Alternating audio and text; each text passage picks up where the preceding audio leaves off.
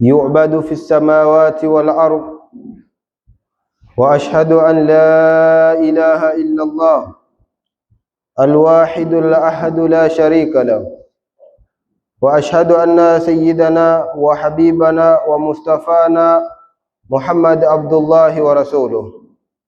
اللهم صل وسلم وبارك على سيدنا محمد وعلى آله وصحبه وسلم تسليما كثيرا. أما بعد. Baada ya kurejesha shukrani kwa Allah subhanahu wa ta'ala na kumtakia rehma kipenzi chetu, kipenzi cha Allah subhanahu wa ta'ala, Bwana Mtume Muhammadin sallallahu alayhi wasallam, pia tunabudi kurejesha shukrani kwa Allah subhanahu wa ta'ala katujalia bado tupo katika saumu ya mwezi mtukufu wa Ramadhani, na kutujalia bado afya zetu ni mzuri, na kutujalia tupo katika mwezi mtukufu, mwezi ambao kwamba umekuja kutubadilisha nyoyo zetu na umekuja kutujenga kiimani na kiucha Mungu. Hii ni neema ambayo kwamba Allah subhanahu wa ta'ala ametujalia sisi waumini, na kuna baadhi yetu wamenyimwa neema kama hii. Kwa hivyo wewe ambaye kwamba umejaliwa neema kama hii, unafaa umshukuru Allah subhanahu wa ta'ala. Tukiwa katika funga ya pili, tukiwa tuko siku ya pili katika mwezi mtukufu wa Ramadhani, Ijumaa iliyopita tulizungumzia masala yanayohusiana na mwezi mtukufu wa Ramadhani na mambo yanayopatikana katika mwezi mtukufu wa Ramadhani, na vipi utafanya ili upate thawabu na fadhila za mwezi mtukufu wa Ramadhani, na vipi na njia gani unafaa ufanye katika kumfuturisha mtu ama katika kumfunguzisha mtu mwadhini. Tukiwa katika kumi la kwanza la rehma, tutazungumzia fadhaili zinazopatikana katika hili kumi la kwanza la rehma, kwa sababu Bwana Mtume Muhammadin sallallahu alayhi wasallam ametuambia katika mwezi mtukufu wa Ramadhani kuna makumi matatu. Kumi la kwanza ni kumi la rehma, na kumi la pili ni kumi la maghfira, na kumi la tatu ni itqu minan nar. Kumi la kwanza ni kumi la kupata huruma ya Allah subhanahu wa ta'ala, kupata rehma za Allah subhanahu wa ta'ala, na kumi la pili ni kumi la kupata msamaha wa Allah subhanahu wa ta'ala, na kumi la tatu ni kutolewa katika moto, kuepushwa na moto. Sasa tuko katika kumi la rehma, kumi ambalo kwamba rehma za Allah subhanahu wa ta'ala zinateremshwa kwa wingi. Allah subhanahu wa ta'ala katika kumi hili la kwanza, Allah subhanahu wa ta'ala anazimimina rehma zake. Kinachotakikana sisi waumini ni kuzitafuta rehma kama hizo, ni kuzikimbilia rehma hizo.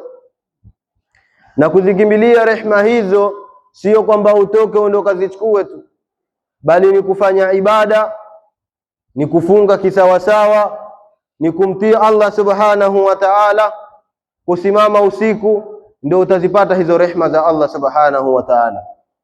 Huwezi kuzipata rehma za Allah subhanahu wa ta'ala ukiwa umekaa nyumbani kwako, ama ukiwa umekaa sehemu umejipumzisha ndio kwamba utapata rehma za Allah.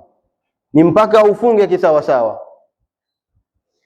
ufunge kulingana na ile hadithi ya Bwana Mtume Muhammad sallallahu alaihi wasallam.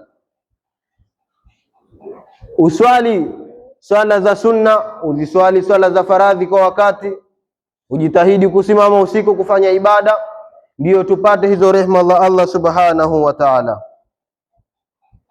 Kwa sababu hili ndiyo kumi la rehma, na rehma hazipatikani mpaka tuzitafute. Na ndio Bwana Mtume Muhammad sallallahu alayhi wasallam akasema, anna Allah ta'ala, hakika ya Mwenyezi Mungu atukushio katika hili kumi la kwanza la rehma, anasema yandhuru fi awwali laylati minhu ila almuslimina. Allah subhanahu wa ta'ala katika hili kumi la rehma, ule usiku wa kwanza wa mwezi mtukufu wa Ramadhani, Allah subhanahu wa ta'ala huwa anawaangalia Waislamu, na kuangalia kwake Bwana Mtume Muhammad sallallahu alaihi wasallam akaendelea kusema, akasema waman nadhara ilayhi lam yu'adhibuhu, na mwenye kuangaliwa na Allah subhanahu wa ta'ala basi hatomuadhibu. Je, kumwangalia huku ni vipi? Sikukuangalia kama tunavyoangalia na sisi wanadamu, bali kukuangalia kwake ni kuwa umeinuka ukafanya ibada, umeinuka ukamwabudu yeye, halafu yeye akaridhika na ibada yako na akaitakabali ibada yako, basi Allah subhanahu wa ta'ala hatokuadhibu. Kisha Bwana Mtume Muhammad sallallahu alaihi wasallam anasema wa yaghfiru lahum fil akhir laylati minhum, halafu katika lile 10 la mwisho Allah subhanahu wa ta'ala anawasamehe Waislamu, na wenye kusamehewa ni wale wenye kuutafuta huo msamaha, kwa sababu huwezi samehewa bila kuomba huo msamaha.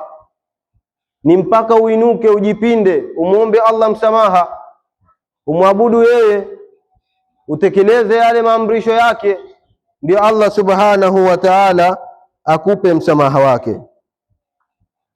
Wakad warada, na hakika imepokewa katika hili 10 la rehma, 10 la kwanza pale Ramadhani inapoandama, tunaambiwa anna abwab as-samai wa abwab al-janna yuftahu kulliha fi Ramadhan.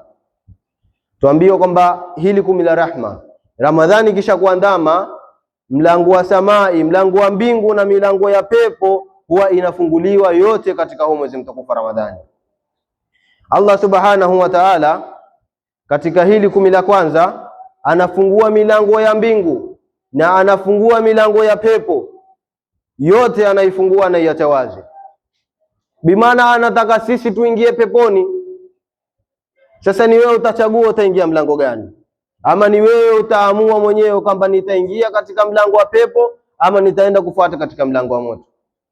Kwa sababu 10 hili la kwanza Allah subhanahu wa ta'ala milango ya pepo anaiacha wazi, halafu na milango ya moto Allah subhanahu wa ta'ala anaifunga.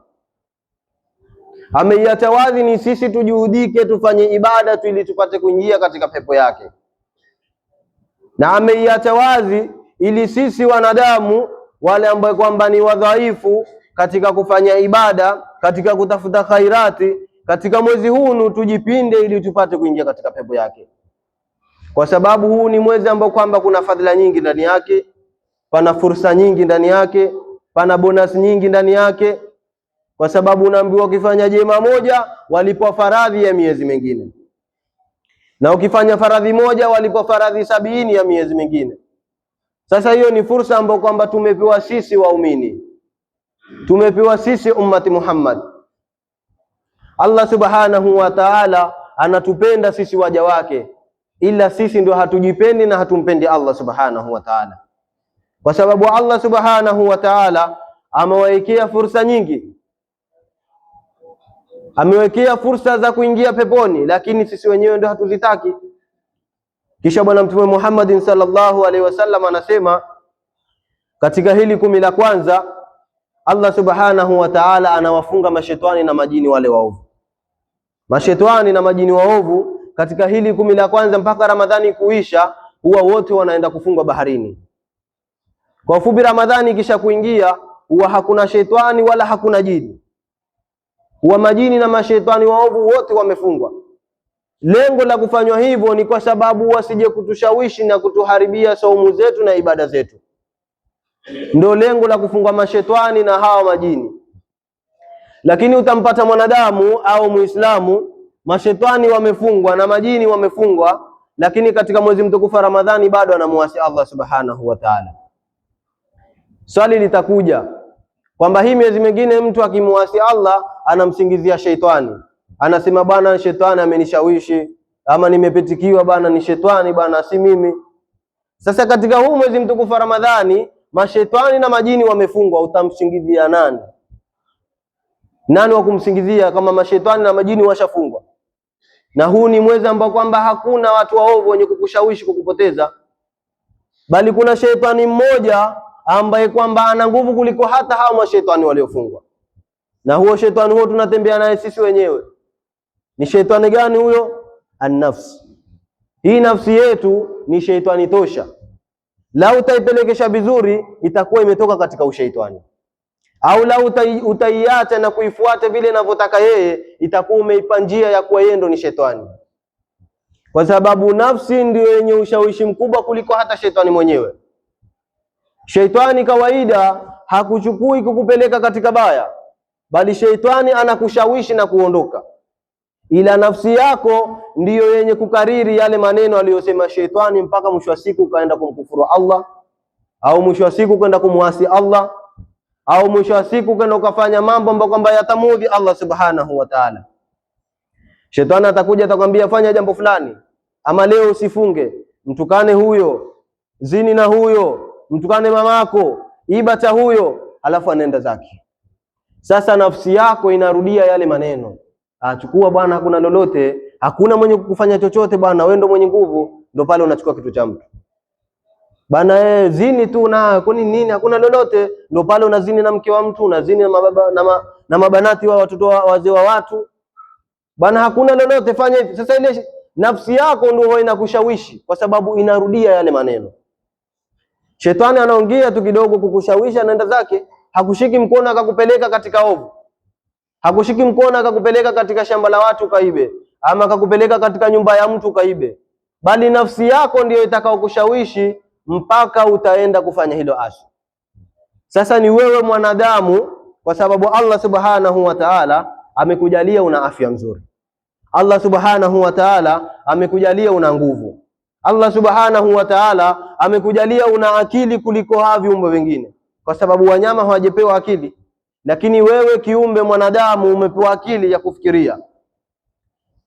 Sasa wewe usikubali kushindwa na kijinyama kidogo kikupelekeshe, kwa sababu moyo ni kijinyama tu kidogo ambacho kwamba kitakushawishi, kitakupeleka katika maasia, ama kitakushawishi kikupeleke katika jambo ambalo kwamba litamuudhi Allah subhanahu wa ta'ala. Sasa wewe kama mwanadamu mwenye akili yako, ni utumia akili kuukataza huu moyo wako usikupeleke katika ovu. Usikubali moyo wako ukushawishi mpaka ukaingia kumfanya asi ama kumuasi Allah subhanahu wa ta'ala, kwa sababu kijinyama chenyewe ni kidogo. Bwana Mtume Muhammadin sallallahu alaihi wasallam anasema, wa inna fi jasadi mudghatan idha salahat salaha jasadu kulluhu wa idha fasadat fasada jasadu kulluhu. Mtume sallallahu alaihi wasallam anasema, katika hiki kiwiliwili cha mwanadamu, wa inna fi jasadi, na hakika katika hiki kiwiliwili cha mwanadamu, huu mwili wa mwanadamu, mudghatan, kuna kijipande cha nyama, kuna kijipande cha nyama kidogo. Idha salahat, kipande hiko kikitengea, kikifaulu, basi salaha jasadu kulluhu, basi mwili mzima utakuwa umetengea.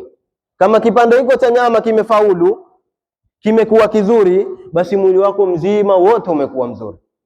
Wa idha fasadat, na kama kipande hiko cha nyama kikifisidika, kikiwa kibaya, kikiharibika, basi fasada jasadu kulluhu, mwili mzima wote umeharibika. Mtume Muhammad sallallahu alaihi wasallam akawauliza masahaba, mwajua ni kipande gani cha nyama hiko? Mtume akasema, bala wahiyal qalb. Mtume sallallahu alaihi wasallam akasema ni moyo. Huu moyo wa mwanadamu ni kijipande tu kidogo cha nyama, hakikuchukua sehemu kubwa katika mwili wako kama viungo vingine, bali kijipande hiko ndo kimebeba kazi kubwa katika mwili wa mwanadamu. Kipande hiko cha nyama kikitengea, ama moyo wako ukitengea ukiwa mzuri, basi mwili mzima unatengea. Au moyo wako ukiharibika ukiwa mbaya, basi mwili wako mzima unaharibika.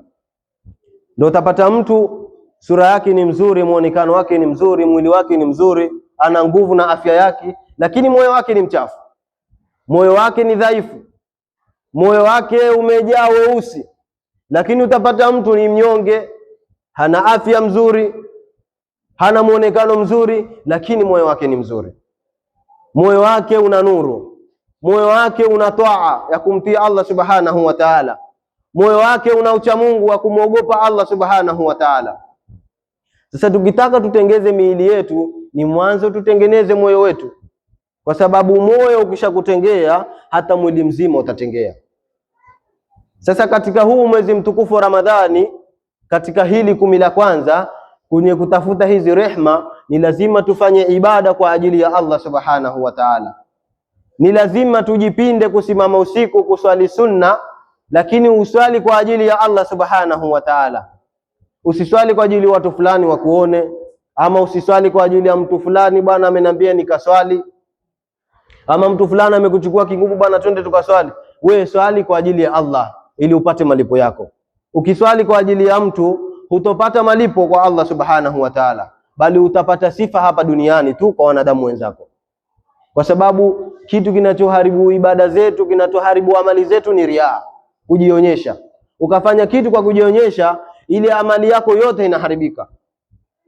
Yani wewe ukafanya ibada yoyote ile, iwe ni ibada ya sadaka, ni ibada ya swala, ni ibada ya zaka, ni ibada yoyote ile utakayoifanya, lakini maadamu ndani yako ukaeka riaa, ukaweka kujionyesha kwamba mimi nafanya hivi ili watu wanione, mimi nafanya hivi ili watu wanisifie, mimi nafanya hivi ili watu wanitukuze, basi ukumbuke ibada hiyo huwezi ipata.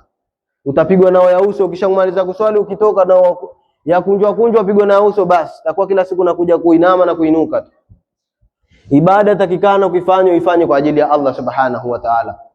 Usifanye kwa ajili ya mtu fulani amenambia, ama usifanye kwa ajili bwana hii ni mwezi mtukufu Ramadhani, acha na mimi ni swali nionekane na swali ili nionekane saumu yangu imeswihi.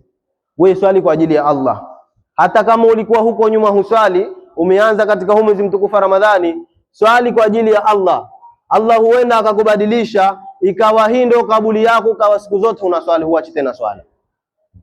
Wewe ile amali unaoifanya, ile amali yoyote ambayo kwamba umeianza katika mwezi mtukufu Ramadhani, huko nyuma ulikuwa hufanyi, lakini umeanza kufanya katika huu mwezi mtukufu Ramadhani, basi fanya kwa ajili ya Allah subhanahu wa ta'ala. Sababu ukifanya kwa ajili ya Allah subhanahu wa ta'ala, Allah huenda akakubadilisha, ukawa ndiyo ile amali unaifanya ukadumu nayo mpaka siku ambayo kwamba utaondoka duniani. Na yule mwenye ambaye kwamba alikuwa anafanya ibada kitambo, alafu akaona wenzake wamekuja katika mwezi mtukufu Ramadhani ndio akaanza kuswali, ama ndio wameanza kufanya ibada fulani, ukajiona wewe ndio mkamilifu, kwa unawaambia bwana waswali kwa ajili ya saumu, waswali kwa ajili ya Ramadhani. Angekuwa si hii Ramadhani basi usingeswali. Huenda hiyo ibada yako wewe unaiswali ikawa sio sahihi, huyu anayeswali sasa ikaswihi. Kwa hivyo usijione kabisa wewe mwenye kuswali, usiswali kwa ajili ya mtu. Na wewe ambaye kwamba ni mazoea yako ya kuswali, usiswali kwa kujiona, ukajiona kwamba mimi ndio mkamilifu, hawa wengine wote si wakamilifu. Madamu wameanza jana na juzi, basi hata hizo swala zao haziswihi. Siku zote mdhanie mwenzako dhana mzuri. Ukimdhania mwenzako dhana mzuri, Allah subhanahu wa ta'ala atakulipa. Kwa sababu ukimdhania mwenzako dhana mzuri, Allah subhanahu wa ta'ala atawajalia na watu wengine na wao watakudhania wewe dhana mzuri. Kwa hiyo kinachotakikana ni kuwa tutafute katika hili 10 la rehma, tutafute hizo rehma za Allah subhanahu wa ta'ala, tutafute huruma ya Allah subhanahu wa ta'ala. Kisha katika kila usiku wa mwezi mtukufu Ramadhani, kuanzia ule usiku wa kwanza mpaka usiku wa 29 au 30, huwa kuna nabii wa usiku. Usiku huwa kuna nabiwa ama kuna tangazwa katika usiku wa mwezi mtukufu Ramadhani, kuanzia usiku wa kwanza hadi wa 29 au 30, huwa kuna nabiwa wakisema ya baghiyal khairi aqbil, ewe mwenye kutafuta heri kabili, kurubia. Usiku kuna nabiwa, ewe mwenye kutafuta heri, basi kurubia, heri ziko huku. Usiku watu waamke wafanye ibada, hata kama huwezi kwenda msikitini kuswali swala za sunna, ni swala ya tarawehe au ni swala yoyote, pale pale ndani kwako inuka uswali, hata kama ni raka 2, inuka uswali hata kama ni raka 1 ya witri. Usikubali siku yako iende hivyo hivyo, swala za sunna hujaziswali, usiku unalala, hata ibada hujafanya, yani hujafanya amali yoyote mzuri, alafu usiku wako unapita hivi hivi tu. Ukumbuke takuwa unapata hasara, kwa sababu huu mwezi kwa mwaka unakuja mara moja, na ni mwezi ambao kwamba una fadhila nyingi na fursa nyingi. Ukumbuke mpaka uzunguke mwaka ndio irudi tena Ramadhani nyingine, na Ramadhani siku zote inaenda na kurudi, ila mwanadamu anakwenda harudi. Hii Ramadhani ulioipata wewe wafaa ushukuru. Hii Ramadhani Allah subhanahu wa ta'ala ameyakuafikia, umeipata na umeanza kuifunga na una afya yako, basi shukuru sana. Na usidhanie, yani usitarajie kwamba Ramadhani inayokuja pia nitaipata. Wewe chukulia Ramadhani inayokuja kwamba mimi sitakuwepo, Ramadhani inayokuja sitoipata, ama Ramadhani inayokuja nitakuwa mgonjwa, sitoweza kufunga. Basi ukifikiria hivyo, ndiyo Ramadhani hii utafanya ibada kisawasawa. Siku zote ukimfikiria Allah, basi ile ibada yako unaifanya, ama ile amali yako unaoifanya, unaifanya kisawasawa. Kwa sababu kama humfikiri Allah kwamba unafanya amali, hujamfikiria Allah kwamba hili nalifanya kwa ajili ya Allah, kwa sababu Allah popote utakapokwenda anakuona. Popote ulipo Allah anakuona. Wewe humuoni, lakini Allah anakuona. Hata kuingia ndani ya rumu ukafunga madirisha na milango, lakini Allah subhanahu wa ta'ala anakuona. Sasa chukulia ile ibada unaoifanya ni kuwa naifanya kwa ajili ya Allah. Ni kama pale ukiingia katika swala, chukulia pale katika swala unaongea na Allah, mnaangaliana hivi, ndio ile ibada yako utaifanya sawa sawa. Lakini ukiingia kwenye swala kwamba unaswali tu kama watu wanavyoswali, ndio pale uko kwenye swala lakini mawazo yako yako mbali. Upo kwenye swala lakini mawazo yapo nyumbani. Upo kwenye swala lakini mawazo yapo kwenye pesa. Lakini ukiingia kwenye swala ukasema mimi nipo kwenye swala naonana na Mola wangu, basi ndio ile swala yako utaifanya vizuri. Kisha Bwana Mtume Muhammad sallallahu alaihi wasallam anasema, man swama ramadhana imanan wa ihtisaban ghufira lahu ma taqaddama min dhanbihi. Mtume sallallahu alaihi wasallam anasema, mwenye kufunga hii somu ya Ramadhani kwa imani wa ihtisaban, na kutarajia thawabu, kwamba mimi nafanya hili kwa ajili nipate thawabu kwa Allah subhanahu wa ta'ala, ghufira lahu ma taqaddama min dhanbihi, Allah subhanahu wa ta'ala atakusamehe madhambi yako yaliyotangulia. Tukaelezewa wakati hii imani na ihtisaba ni nini. Hapa tumeambiwa mwenye kufunga saumu ya Ramadhani kwa imani na kutarajia thawabu. Je, hii imani ni nini? Imani ni kusidikisha zile ahadi za Allah subhanahu wa ta'ala. Yaani madamu hii saumu imewekwa ni faradhi ukaitekeleza, utakuwa umefunga kwa imani. Kisha wa ihtisaba, na kutarajia thawabu. Al-ihtisaba huwa ikhlasi ala Allah, ni kwamba ufunge hii saumu kwa ajili ya Allah peke yake. Yaani unafunga hii saumu kwa ajili ya Allah. Na jambo lolote ukitaka amali yako ikubaliwe haraka, ama amali yako Allah subhanahu wa ta'ala aitakabali kwa haraka, basi fanya kwa ikhlas. Ukifanya amali yako kwa ikhlasi, unafanya kwa ajili ya Allah subhanahu wa ta'ala, amali kama hiyo Allah subhanahu wa ta'ala anaitakabali haraka. Lakini kama utafanya amali hiyo bila ikhlasi, basi utakuwa unajishindisha na kiu na kujishindisha na njaa na kujinyima zile starehe zako, kisha ili hali hupati lolote. Kisha waja wema wanazuoni wakatuambia, man sama ramadhanan wa kamahu imana wa ihtisaba ghufira lahu ma taqaddama min dhanbihi. Kisha wakasema, walilswaimi adabu la yukmalu siyamahu illa biha. Na hii saumu ina adabu zake. Hizo adabu usipozifuata, basi saumu yako haiwezi kukubaliwa. Adabu za saumu usipozifuata, usipozitekeleza, saumu yako haiwezi kutakabaliwa. Tukaambiwa adabu ya kwanza ni an yahfadha lisanahu an kadhibi wal ghiba, ni kuhifadhi ulimi wako katika kuongea uongo na kusengenya ama kuamba. Katika zile adabu za saumu, ambazo adabu hizo usipozitekeleza, basi saumu yako haiwezi kutakabaliwa. Utafunga kuanzia ufungo mosi mpaka 29 au 30, itakuwa hakuna saumu yako hata moja iliyokubaliwa kama hutofuata hizi adabu za saumu. Adabu ya kwanza tuambiwa ni kuhifadhi ulimi kutokana na kuongea uongo na kutokana na kuamba. Kwa sababu sisi tunachukulia hii kuongea uongo ni kitu cha kawaida, tunachukulia ni kitu rahisi, lakini hii ndio kosa kubwa. Bwana Mtume Muhammad sallallahu alaihi wasallam alivulizwa, aliambiwa, je, huu muumini anaweza kuzini? Mtume akasema huenda akazini. Huenda akazini. Je, huu muumini anaweza kuiba? Akasema huenda akaiba. Akaulizwa, je, huu muumini anaweza kuongea uongo? Akasema haifai, hakuna muumini kuongea uongo. Lakini hili la uongo limekuwa kweli ni kama kitu cha kawaida, hasa kwa karne hii. Kwa wakati huu ambao tuko sisi, uongo umekuwa ni kitu cha kawaida na ni kitu ambacho kwamba utakiongea utake ustake. Kwa sababu kulingana na hizi simu ambazo tunazitumia ndio zatusababisha sisi tuongee uongo sana. Mtu anakupigia simu sasa hivi anakuuliza, bwana uko wapi wewe? Wewe upo nyumbani, lakini kwamba mmeagana kuna kazi fulani mkaifanye, ukimwambia nipo nyumbani, huwa atakuja kuniita ama huwa atanifuata. Bora nimdanganye, bwana mimi sipo nyumbani, mimi nimeenda shamba, mimi nina kazi fulani kwa sehemu fulani, na kumbe upo ndani ya nyumba. Alafu uko kwenye saumu na unaongea uongo. Ukumbuke unaharibu saumu yako. Ama unaweza ahidiana na mtu, bwana saa 3 mimi nitakuja kufanya kazi yako, wewe usiende saa 3 kaenda saa 4. Ukumbuke kuna uongo pale, umetoa ahadi ya uongo. Na ukiua kwenye saumu hufai kuongea uongo, kwa sababu hiyo inaharibu saumu yako. Alafu kitu chengine ni kuwa kusengenya ama kuamba, inaharibu saumu zetu. Ukiwa umefunga uko kwenye saumu alafu unasengenya, unamsengenya mtu, mnamwamba mtu, ujue unaharibu saumu yako. Alafu katika adabu nyingine tuambiwa ni kuepukana ama kuyaacha mambo yasiyokuhusu. Yani kuangalia mambo yasiyokuhusu. Mambo hayakuhusu hufai kuyaangalia wala hufai kuyashughulikia. Umeona watu wanatukanana, watu wanapigana ama watu wanafanya mambo yao, usisimame ukaangalia unataka umbea. Wewe angalia shughuli yako, kwa sababu ukikaa kwenda kuangalia mambo yasiyokuhusu, madamu hujaitwa pale, ukumbuke unaharibu saumu yako. Lakini hivyo sisi tutaona ni vitu vidogo tu, ni vitu vya kawaida, lakini ukumbuke tunaharibu saumu zetu. Au kuingilia mambo ambayo kwamba hayakuhusu. Watu wamekaa ongea, ukaenda ukaingia kati na wewe ukaongeza maneno yako, unaharibu saumu yako. Wewe angalia shughuli yako mpaka ualikwe sehemu ama ushirikishwe ndio ufanye.